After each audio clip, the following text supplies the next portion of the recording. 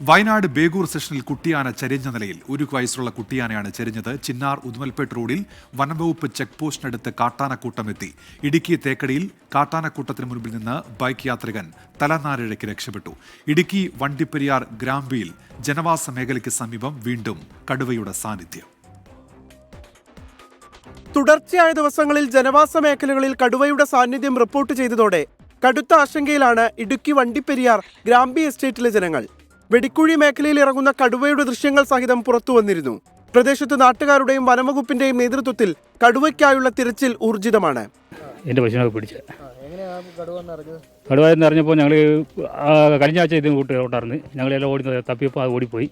അപ്പോൾ ഇന്നലെ കണ്ടപ്പം എൻ്റെ പശുവിന് പുറകിൽ പാടുകൊണ്ടായിരുന്നു. ബേഗൂർ സെക്ഷൻ പരിധിയിലെ മാന്യവയൽ ചിറയിൽ കുട്ടിയാനയെ ചെരിഞ്ഞ നിലയിൽ കണ്ടെത്തി. 1 വയസ്സ് പ്രായമുള്ള കുട്ടിക്കൊമ്പനെ വനംവകുപ്പ് വാച്ചർമാരാണ് കണ്ടെത്തിയത്.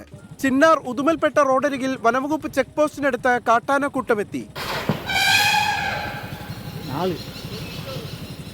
ഇടുക്കി തേക്കടിയിൽ കാട്ടാനക്കൂട്ടത്തിന് മുന്നിൽ നിന്ന് KTDC ജീവനക്കാരനായ വെള്ളിവേൽ രക്ഷപ്പെട്ടത് തലനാരിഴയ്ക്ക്.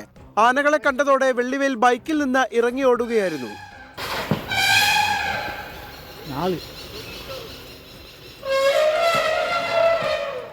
കണ്ണൂർ ചെറുപുഴ കോഴിച്ചാലിൽ സ്കൂട്ടറിൽ സഞ്ചരിക്കുകയായിരുന്ന യുവാവിനെ കാട്ടുപന്നി കുത്തി.